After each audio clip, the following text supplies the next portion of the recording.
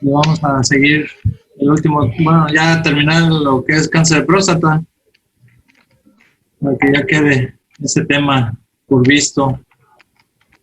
Antes de empezar, ¿alguien tiene alguna duda? ¿Algo que quiera comentar? Yo tengo una duda, doctor. A ver. Es sobre la quimioprevención. La verdad, no le entendí. Venía ahí porque mencionaba los inhibidores de la 5-alfa reductasa, que disminuyen los niveles de antígeno prostático y eso, pero no entiendo.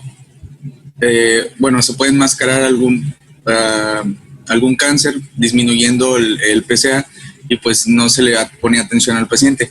Pero ¿qué tiene que ver eso con quimioprevención? ¿Se les da o se la toma de estos medicamentos para que no les dé cáncer?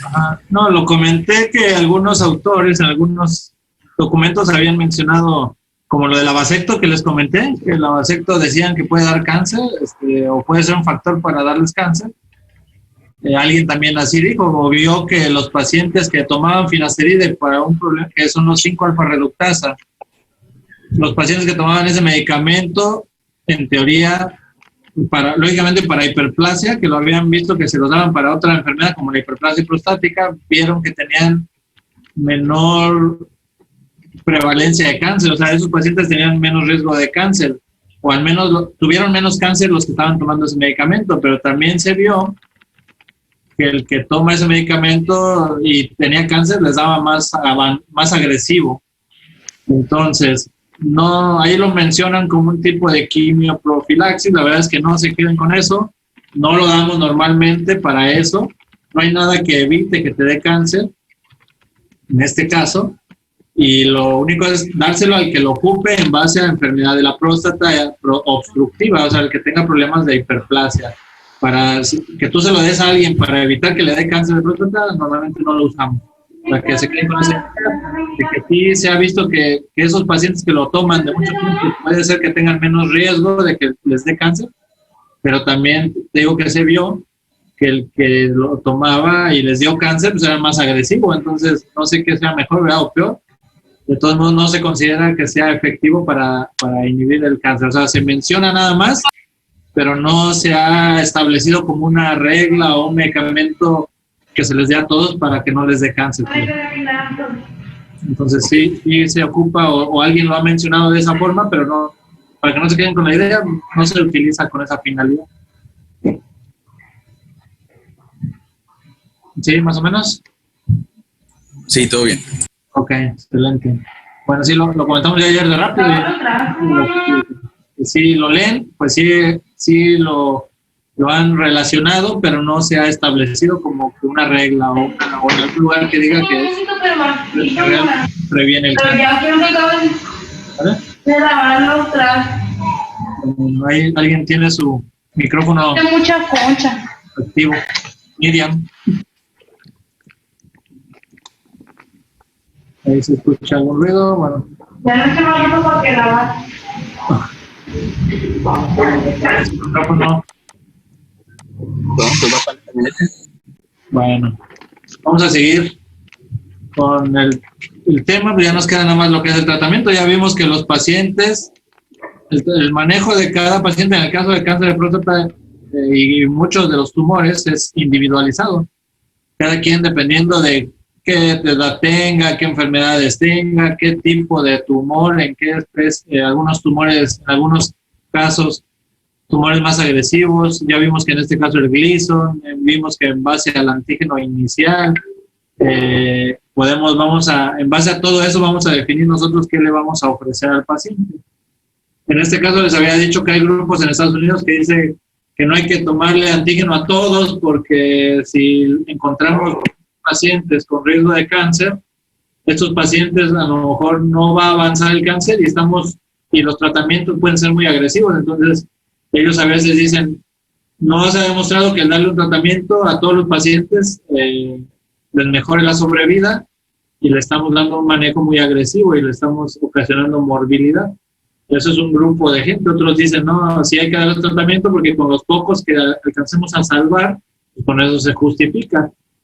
Al final de cuentas, el manejo hay que hablarlo con cada paciente y en base a lo que nosotros le digamos, pues, vamos a determinar el tratamiento de manera conjunta, explicándole los riesgos de hacerle un tratamiento y los beneficios como tal del mismo y y las otras opciones que hay.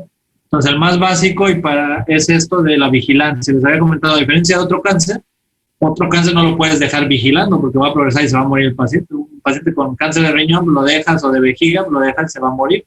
Aquí en este caso de la próstata, si es un paciente bien estudiado, bien etapificado, que tiene poco riesgo, nosotros le podemos dar en un inicio vigilancia. ¿En qué consiste la vigilancia? Pues nosotros lo vamos pues citando en nuestra consulta, le vamos haciendo cada cierto tiempo antígenos prostáticos, en dado caso tacto rectal, y sería como que lo principal. Si el antígeno vemos que va empezando a subir muy rápido, nosotros tendríamos que valorar nuevamente, estadificar a ese paciente para valorar cuál es el tratamiento indicado. También hay veces que se dice que hay que repetirle la biopsia al año, a los 2 años, en caso de que el antígeno se mantenga, que vaya subiendo para volverlo a tapificar. A lo mejor en un principio nos salió que hay un Gleason 6, que les había dicho, que es del promedio, o 5, pero más que nada 6, y con un antígeno bajito, y que este paciente a lo mejor es muy poco probable que ese cáncer vaya a progresar y darle algún problema grave, y inicialmente lo manejamos con vigilancia, más si es una persona mayor de edad, con enfermedades, en el cual los tratamientos van a ser muy agresivos para él. A lo mejor en un principio lo aguantamos. Si vemos que en el transcurso de esa vigilancia el antígeno empieza a subir, nosotros le tendríamos en teoría que hacer otra biopsia para asegurarnos que vuelva a ser el mismo Gleason. A lo mejor en esta biopsia ya no sale que tiene un Gleason 8, 9, y el antígeno está elevándose, pues ahí nosotros tenemos que volver a estudiar al paciente para ver que no tenga metástasis o que no haya progresado el tumor. Pero entonces, para que nos quedemos claros, en casos de un paciente con un cáncer localizado, o sea, de bajo riesgo, que el tumor esté en la próstata, T1, T2, y con antígeno bajo y un Gleason bajo, nosotros le podemos ofrecer vigilancia en dado caso. Pero siempre hay que estar al pendiente, lógicamente, porque puede ser que se progrese ese tumor y ahora sí nos meta en problemas. Después de este tratamiento, pues el que sigue, ¿cuál es el ideal, digámoslo así, o el tratamiento estándar de oro le llamamos, con el cual se comparan todos los demás? Es la prostatectomía radical. La cirugía es la opción para curar al paciente. Hay 2 tratamientos curativos para que lo tengan en mente. Uno puede ser la cirugía, que es el ideal o el estándar de oro que le llamamos, y el otro puede ser la radioterapia. También la radiación se considera curativa cuando está en una etapa inicial y bien estudiado el paciente. Actualmente se hace mucho cirugía con laparoscopía. Anteriormente era pura cirugía abierta. Actualmente se ha visto que la laparoscopía, o incluso ya el robot, en algunas ciudades en México, aquí en Monterrey, en Guadalajara, tenemos el robot, y mucha gente ahí sí se opera actualmente con robot. Es una cirugía muy cara, lógicamente, por la renta del robot, pero son técnicas nuevas, en teoría disminuyen los riesgos y mejoran los resultados. Entonces, puede ser extra o intraperitoneal, disminuye en teoría la pérdida de sangre, se recupera más rápido el paciente, lógicamente el tiempo que va a estar hospitalizado es menor, por lo mismo que en lugar de hacerle una herida muy grande, vamos a hacerle incisiones muy pequeñas. Si todo sale bien, pues ayuda en todo esto. También se ha demostrado que con esta técnica, en la cirugía abierta, de los riesgos más comunes, pues uno es el sangrado. Es una cirugía muy compleja y que el sangrado puede ser muy importante, incluso de poner en riesgo la vida durante la cirugía. Lógicamente, en personas expertas y demás, pues este riesgo disminuye, y antes pues todos operaban de manera abierta. Actualmente con la laparoscopía del robot disminuye esto, y también se mejoran otras 2 complicaciones que se dan normalmente, que puede ser la incontinencia urinaria y la disfunción eréctil. Estas 2 complicaciones son muy comunes de una cirugía radical de próstata. Con la laparoscopía y con el robot, principalmente el robot, en teoría la idea es disminuir estas 2 complicaciones, aparte de lo que manejamos aquí del sangrado, la recuperación y demás, y de que sea una herida menor. Entonces, esta situación es por la cual se justifica también las cirugías. Si es una persona joven de 50 años con cáncer, pues le ofrecemos una prostatectomía con robot y la probabilidad de que a esa edad, que relativamente es joven, pues no tenga afectación de continencia o de disfunción eréctil. La verdad es que para las personas o los pacientes es muy importante. ¿Cuál es lo ideal? Es que el antígeno se baje a cero. O sea, un paciente con 7, 8, 10 de antígeno lo operamos y en teoría al quitar la próstata, si nos llevamos todo el cáncer, pues nosotros tendríamos que obtener un nivel de antígeno indetectable o cercano al cero, mejor dicho, hasta después de 6 semanas. Le tomamos un antígeno en 6 semanas y el antígeno debe ser en cero. Y aquí en la etapificación inicial también nosotros vamos a ver si el paciente tiene riesgo de que el tumor se haya ido a los ganglios. Nosotros tenemos que quitarle los ganglios también para evitar que si se fue hacia allá el tumor, pues no dejemos tumor en los ganglios y después progrese, sino que también los quitemos. Esto se llama linfadenectomía. Entonces quitamos la próstata. En la prostatectomía radical quitamos la próstata, las vesículas, pero tenemos que quitar todo lo que está alrededor. Es diferente a la cirugía de hiperplasia que les decía, que es como una naranja, que nosotros quitamos todo lo de adentro y se queda la cáscara. En este caso, la cirugía radical, nosotros quitamos todo, quitamos la próstata con todo lo que está alrededor, la grasa que está alrededor, y nos llevamos las vesículas seminales, y todo eso se manda a estudiar para ver que no haya tumor fuera de aquí. Entonces, la prostatectomía radical es el tratamiento ideal para curar a un paciente que sea candidato a él. Si es un paciente igual, viejito, bueno, de mayor de edad, 80 años, con múltiples enfermedades, pues a lo mejor el riesgo de operarlo va a ser muy alto y le va a morir en la cirugía. Entonces a ese paciente pues a lo mejor no es el candidato ideal y le vamos a ofrecer otra cosa, ya sea radioterapia o mantenerlo nada más controlado el tumor sin tratar de curarlo. ¿Sale? Entonces hay ocasiones que después de la cirugía nos dice el laboratorio que había en los bordes tumor, o después de la cirugía el antígeno empieza a subir o no se alcanzan los niveles adecuados, nosotros le vamos a completar el tratamiento con radiación porque probablemente las células están alrededor de lo que quitamos de próstata. Entonces le damos radiación y esta radiación es complementaria y con eso se debe de haber eliminado el tumor, siempre y cuando este paciente no tenga riesgo de que se haya ido a otro lado, como les decíamos, a los huesos, al pulmón o a otro lado. En caso de que un paciente no se pueda operar, y la otra opción que les digo es radiación sola, también es otra opción, manejar desde un inicio la pura radiación, aunque también tiene sus propias complicaciones. Sí es cierto que te vas a quitar el riesgo de la cirugía, pero va a dar otro riesgo. Por ejemplo, actualmente ya mejoró también los equipos de radiación, pero antes a los pacientes que les daban radioterapia, pues se presentaban después con inflamación muy importante y causaba sangrados, a veces sangrados que no se podían eliminar, sangrados en la vejiga, o sea, tenían cistitis en la zona que radiaban, daban cistitis hemorrágicas o incluso rectorragia, o sea, el recto, que era en la parte donde está la próstata, pues está el recto a un lado, se radiaba el recto y daban proctitis por radiación, y eran infecciones sangrados muy importantes que a veces ponían en riesgo la vida. Hay veces que había que quitar la vejiga, por ejemplo, para quitar este tipo de sangrado. Eran complicaciones de la radiación, por eso ninguna de las dos está libre de complicaciones y por eso hay que elegir adecuadamente al paciente y también lo que cuenten en un hospital. Si un hospital no tiene más que radiación y nadie hace las cirugías, pues hay que darle radiación. Si por el contrario nuestro hospital no tiene equipo para radiación, pues le vamos a ofrecer la cirugía. ¿Vale? El antígeno, le digo, lo ideal es que esté abajo, lo más cercano de 0, lo más cercano a 0 pues es 0.5, 0.05, 0.00, los ceros que se puedan después del punto a la derecha. Cuando el antígeno llega, pues empieza a acercar al 1, al entero, al 1.0, pues ahí quiere decir que no se logró lo que queremos y que el antígeno está aumentando.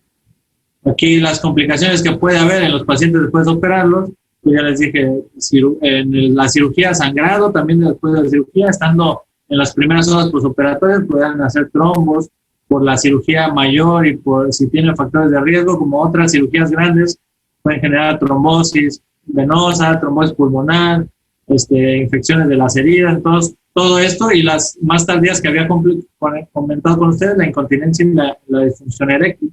Todo este tipo de complicaciones, en teoría, se tratan de disminuir, uno con la laparoscopía y el robot, y la otra, pues, buscando otras opciones de tratamiento.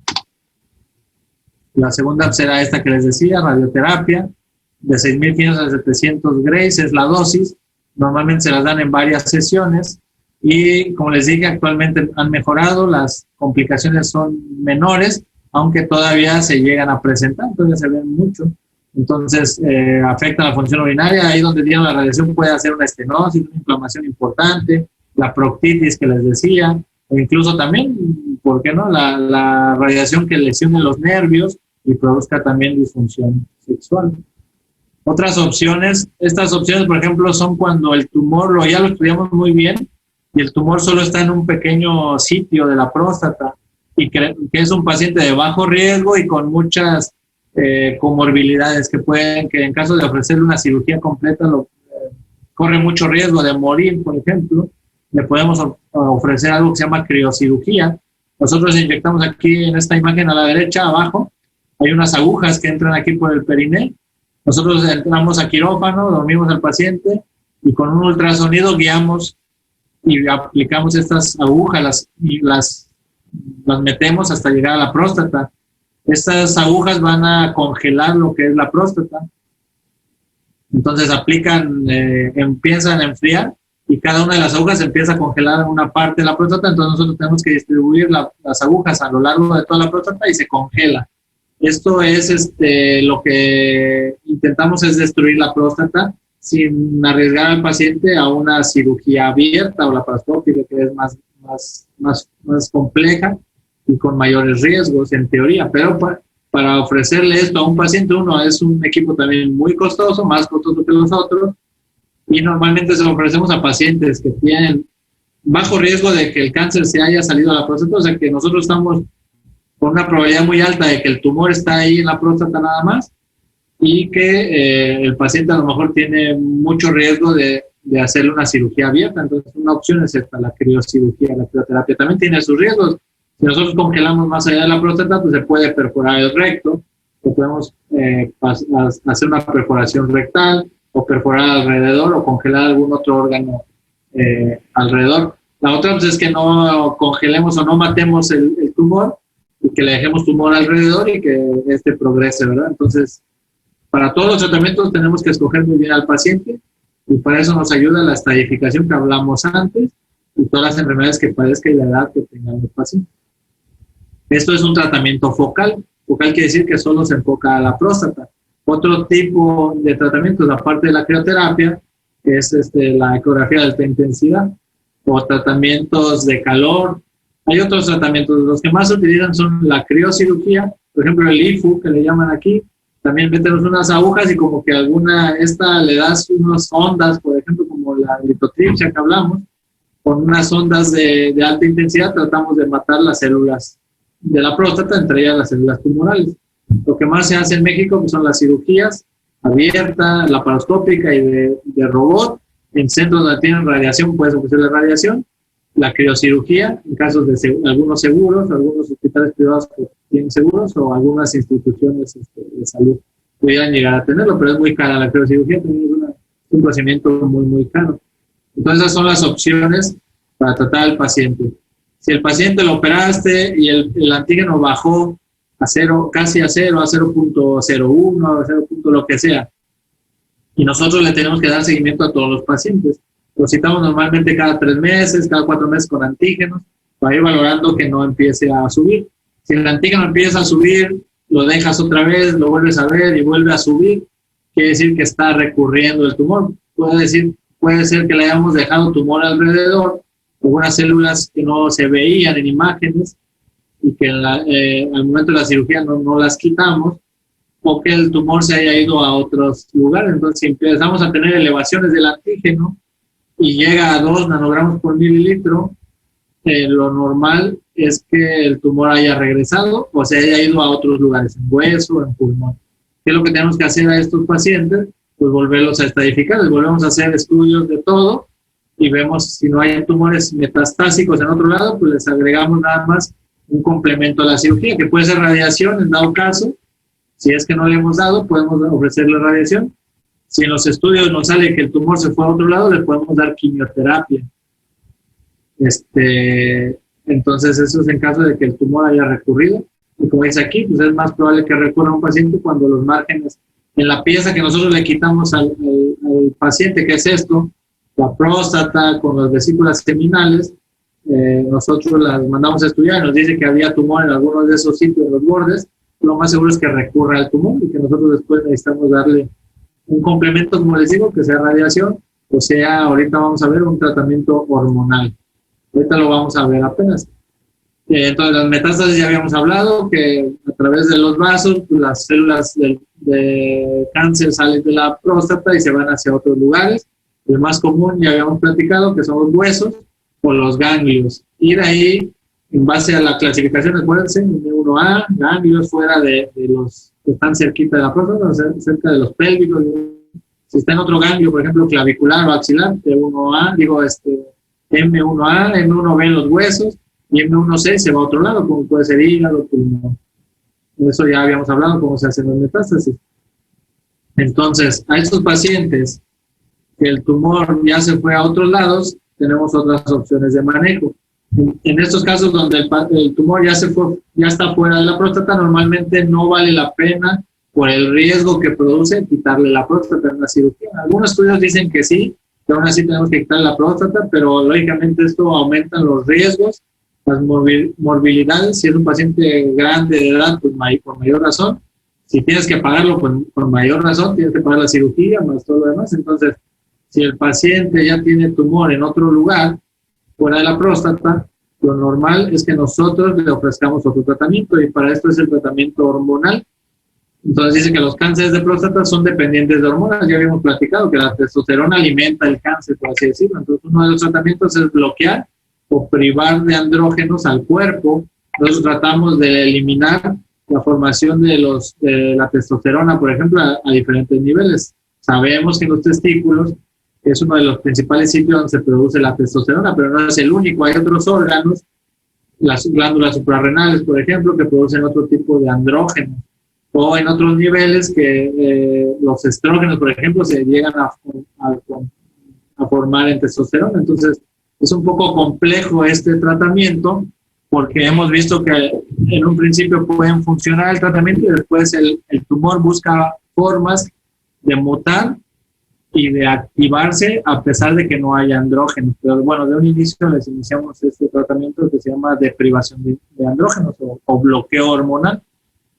Entonces, hay varios tipos de este medicamento comunes, o de los más comunes que encontramos, la goserelina y leuprolide. Estos no hay aquí, yo no los he visto, pero la goserelina y leuprolide sí existen. Como dice aquí, se pueden inyectar cada mes, cada 3 meses o cada 6 meses, depende de la dosis que nosotros le estemos aplicando al paciente. Estos son medicamentos subcutáneos, y lo que hacen, como decía aquí la diapositiva, es bloquear los varios niveles de la hipófisis gónada. Entonces, de alguna forma nosotros bloqueamos la estimulación a través de la hipófisis de los testículos para que no produzcan testosterona. Entonces, esa es la principal. En ocasiones, pues anteriormente se sabía que el ketoconazol es un antiandrógeno y se podría utilizar. Sin embargo, la verdad es que actualmente ya no se utiliza.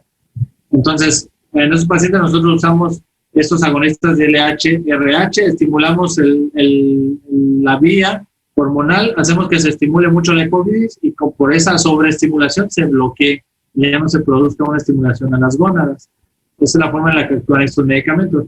Hay una complicación muy importante, que los pacientes que tienen riesgo de tener daño en la médula, no podemos iniciar este tratamiento porque hacemos le llaman como una llamarada, o sea, hacemos una expulsión de hormonas que pueden llegar a comprimir la médula espinal y a cortarla o seccionarla completamente. A estos pacientes nosotros les vamos a dar un bloqueador de hormonas. Estos son agonistas y los otros son bloqueadores. O normalmente los iniciamos primero con un antiandrógeno tomado y después les iniciamos estas inyecciones. Entonces lo que necesitamos es esto, bloquear la vía o la síntesis de andrógenos y con eso tratar de evitar que se produzcan y dejar de alimentar al tumor. Como ese no es un tratamiento curativo, ese es un tratamiento paliativo, o sea que va a controlar o tratar de controlar la progresión del cáncer, pero no los va a curar. Este es en caso de pacientes que ya se haya ido a otro lado del tumor y lo vamos a tratar de controlar. Es un tipo de quimioterapia, por así decirlo. Si estos pacientes no mejoran o no se controlan adecuadamente o se controlan en un inicio, que es lo que pasa mucho, y después se descontrolan otra vez o progresa el cáncer, pues es cuando nosotros vamos a optar por la quimioterapia. Hay estudios donde dice que mejor que a algunos les va bien con la quimioterapia antes de iniciar la terapia hormonal. Lo que normalmente hacemos siempre por los efectos secundarios, por los costos, porque a veces no la tenemos a la mano, pues es iniciarle el tratamiento hormonal y ya que progrese, pues iniciarle la quimioterapia. Principalmente les dan taxanos, como algunos ejemplos son docetaxel y cabazitaxel, que como les digo, por la disponibilidad o por los costos y por los efectos secundarios, nosotros normalmente empezamos con estos tratamientos. Entonces, esos tratamientos se los vamos a dar a personas con metástasis o a personas de muy grande edad, que ya el tumor creemos que no le va a llegar a hacer ningún problema, no les va a ocasionar ningún riesgo grave y les damos este tratamiento solo para controlarlos. Hay un tratamiento que no lo mencionan aquí, pero bueno, en caso de estos medicamentos son más o menos caros y son de por vida. Entonces, pacientes que no quieran o no puedan comprar este medicamento o no tengan acceso, ¿cuál es el tratamiento alternativo? Es hacer la orquiectomía, quitarle los testículos al paciente.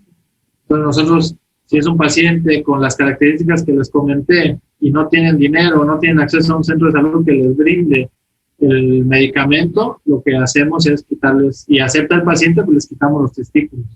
Y eso, con esa forma, pues estamos evitando que se produzca testosterona, aunque como les dije, hay otros lugares donde se puede producir y esos pacientes pueden progresar después. Pues ahorita no sé si ya tengan otra clase, pero bueno, vamos a... ¿Tiene alguna duda, alguna pregunta? ¿Se puede realizar la prostatectomía electiva o no se debería de hacer? No se recomienda. La verdad es que, como te dije, tiene ciertos riesgos, entre ellos pues, que sangre mucho en el quirófano y que ponga en riesgo su vida. Otros, como decía ahí, es una cirugía grande que puede provocar trombos en los pulmones, en las piernas. Y la otra, si es un paciente joven, pues vivir con las secuelas que lleva la disfunción y la incontinencia, no se recomienda. Y también porque hemos visto, o lo que les comentaba, es que este tipo de tumor a veces no es tan agresivo, entonces como que tu riesgo y tu beneficio no es válido, pues entonces no se recomienda hacer profiláctica la cirugía de próstata. Digo, es diferente de la cirugía de hiperplasia, para que no tengan, si le hacemos una resección de próstata no le estamos eliminando el riesgo de cáncer. Para que te elimine el riesgo de cáncer tendríamos que hacer una cirugía radical, llevarnos todo lo que te comenté, los nervios, bueno, a veces se llevan los nervios que están muy pegados, pero bueno, se llevan las vesículas, la próstata y todo el tejido que está alrededor y a veces ganglios. Entonces, no está recomendado hacer un tratamiento preventivo, o al menos quitar la próstata de manera preventiva. ¿Alguien más? ¿Alguna duda? Bueno, pues ya que acabamos entonces el tema de hiperplasia y de cáncer de próstata, espero que haya resuelto algunas dudas y les haya estimulado a que lean un poquito de esto para aprender un poco más. Lean este tema el lunes, si quieren, si surge alguna duda de lo que lean y de lo que platicamos, lo pueden externar antes de empezar el siguiente tema. Yo creo que el siguiente tema vamos a ver tumor, neoplasia renal, ¿no? Cáncer renal, lo que es tumor renal. A diferencia del otro que era de cavidades ureteriales o renales, este es del parénquima renal. No se confundan, ¿vale? Pues empiezan a leer, terminen de leer esto si es que ya empezaron, si no, pues léanlo y sigan estudiando lo que sigue, ¿sale? Entonces nos vemos el lunes. Las preguntas que tengan, pues nos las hacen el lunes, por favor. ¿Vale? Gracias, buen fin de semana. Hasta luego, doctor. Feliz día. Gracias. Gracias, doctor. Hasta luego, doctor.